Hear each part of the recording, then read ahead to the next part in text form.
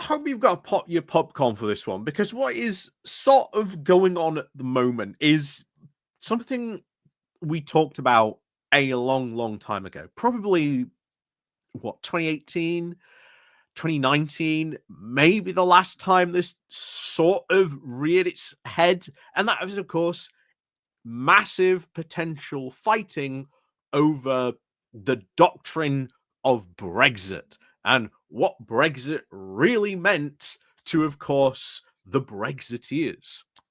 So, to those of you who may not remember or haven't been around the channel that long, always remember that the Brexiteers, and as we'll see in a moment, sold Brexit along, especially economically, along two similar but fundamentally very different lines.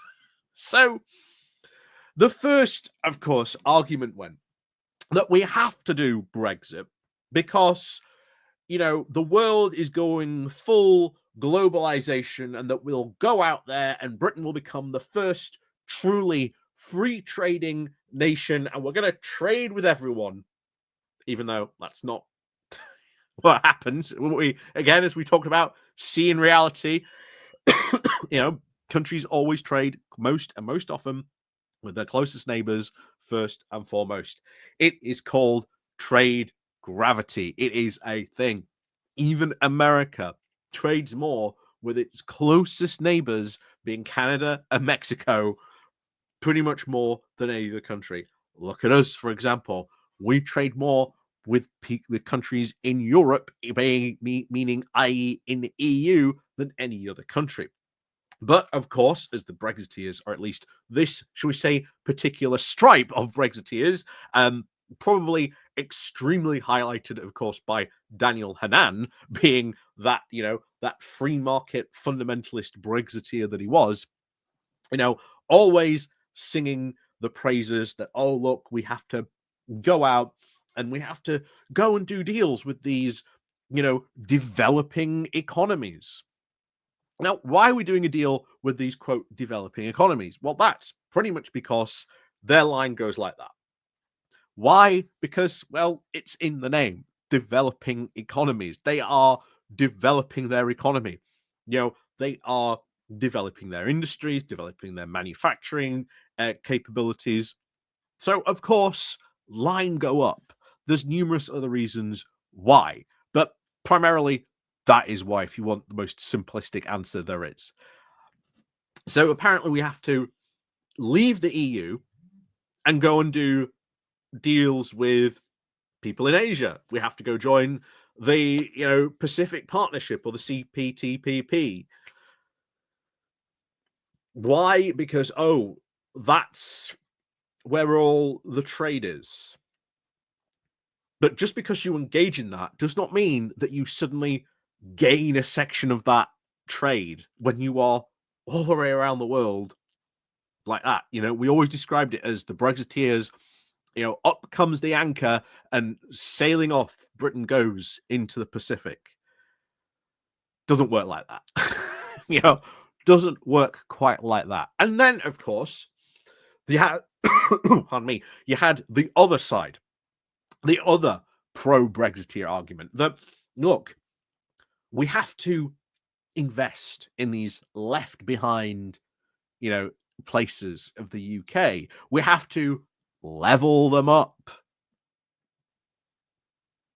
It's all coming back to you now, isn't it?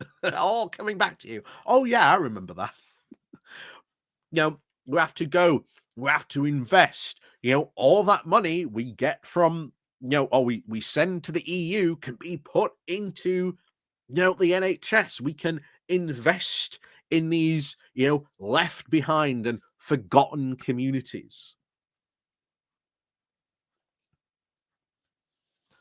These communities not understanding why manufacturing didn't move to Europe, it moved elsewhere in the world, primarily because of price. And what you needed to see was the country investing in manufacturing techniques to make manufacturing cheaper. Like I say, the big revolution that is coming to us very, very quickly is, of course, robots. And the ability for robots to become even more nimbler than the human hand.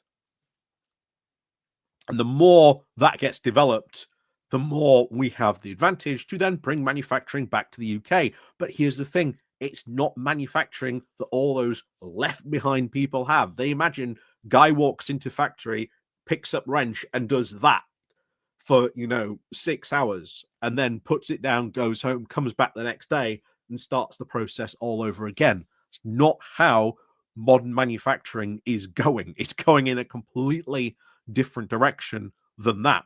But that is what those those people think. And they all talked about how you don't understand, by doing Brexit, this ends, this brings about an end to globalization. But you had people, very prominent people, like Daniel Hannan, singing the exact opposite theme and hymn tune. That you don't understand, Brexit means more globalization. So how on earth did these two sides get along? Well, certainly during the referendum, their whole, shall we say, style was that there was a peace agreement, that neither side shall criticize each other. And of course, post-Brexit, how well do you think these two sides got on? Incredibly, incredibly badly. And then, of course, you get to 2019 and Boris Johnson. What did Boris Johnson promise? He pretty much reran the 2016 referendum. Oh, don't worry, I'm going to get Brexit done and we can engage in all this globalism. Meanwhile, all you people who voted for Brexit because it was an end to globalization, don't worry, we'll level you up. And of course, what happened? Technically, the global one won. We're going to go do all these, trade deals. Meanwhile, leveling up never happened. As we said it would. One side was always going to win, and it was always going to be that globalization side. And now, both these sides are now starting to have internal arguments, internal disagreements about what the Conservative Party should and shouldn't back. And it all starts, shall we say, with this.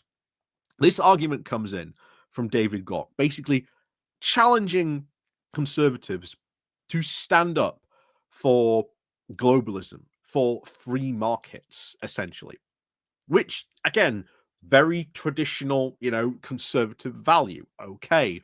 Then, of course, Daniel Hannan comes along. And this is, by the way, a typical Daniel Hannan article, but the way he describes his version of globalism is one that we have seen basically destroyed.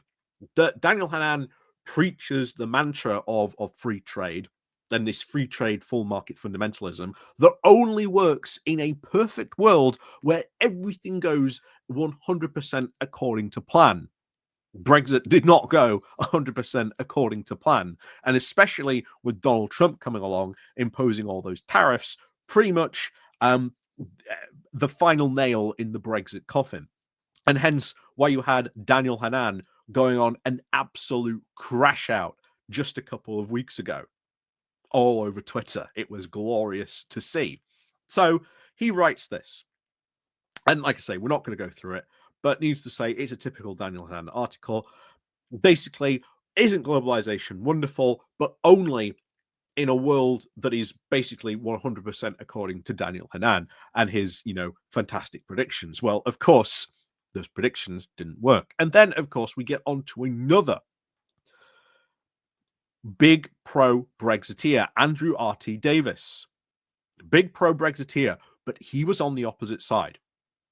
And when Conservative Home has been having articles championing, globalization, we should be leaning into globalization, David Gauke is basically saying, well, look, if we are champions of globalization, we should be in the biggest free market area there is, and that is, of course, the EU, making that backdoor argument of why we should re-enter the EU. Daniel Hannan comes along and says, no, globalization is great. It's wonderful. Here's all my arguments about why globalization is excellent, wonderful. Ignore the EU, of course, in all that argument. Just ignore them. Focus on everything else. Again, in his bizarre, wonderful, perfect world, which, again, didn't work out that way. And then, of course, you have Andrew RT Davies, who comes back around and says, hold on, I'm a big Brexiteer. I was a big believer in all this stuff, but not that globalization aspect. I am anti-globalization. We voted Brexit, or at least his side voted for Brexit, because they wanted an end to globalization. So out comes Andrew RT Davies and basically goes, no, as conservatives, we should rubbish globalization. We should ignore it and consign it to the dustbin of history. And again, arguments for and against globalization, etc. But what you have to understand here, and what you must have to understand, is put globalization, merits for and against, aside for a moment. What you are actually witnessing here is a fundamental falling apart of the whole Brexit cadre. The contradictions that were laid out, as we said, all the way back in 2016, where they refused, though they spun different things, but agreed not to, shall we say, argue against each other, are slowly starting to come undone. It may have taken a long time, but now they are starting to come undone. When you get two very prominent Brexiteers, as both Daniel Hannan and Andrew RT Davies both are, when they are arguing about what was one of the big fundamental contradictions in Brexit itself, this whole, if we do Brexit, it means more globalization, but Andrew RT Davies's side, if we do Brexit, that means less globalization. Which side was right? What side was wrong? There was internal glaring contradiction, and now it is coming home to roost. And I've always said, the Brexiteers fighting each other is always in inevitability. They will end up fighting each other hard. And this is one of the topics they will fight each other on. And that is of globalization. Globalization good, globalization bad. And they will fight each other on this hard. Because it was one of the big contradictions of Brexit. It was one of the big things of the campaign, that they would always have one side will say this, the other side will say this, and it's like, well, hold on, those two don't match. What's going on here? And of course, now we are living with the consequences of Brexit, where you have people like David Gauke, who is, again, very pro-EU MP, saying, well, look, we should champion globalization. If we do champion globalization, why aren't we, improving things with the EU, which, well, Keir Starmer is doing probably more stuff on that in the coming days, because there's some interesting stuff being come out, which once again proves me right. But of course, as always, let me know what you think about this, because it is very interesting to see now that the Brexiteers are going to be fighting over globalization, over this thing. And I think eventually it is what will really now tear that coalition apart even more so, even though we've seen it disintegrate over many of the years since 2016. There has been that argument. Globalization. Did we do Brexit to have more globalization, or did we do Brexit to have less globalization? That is an internal argument that Brexiteers have not had yet, but it looks like it is starting to break out now. And when this starts to break out even more, oh boy, are they going to fight each other? And when it really kicks off, oh boy, will it really kick off. So maybe this is a sign of things to come. Maybe this is just a one-off blip, but oh boy, it just goes to show you, again, a very glaring contradiction in what was Brexit. So, as always, let me know what you think down below. And of course, as always, we'll see you all next time.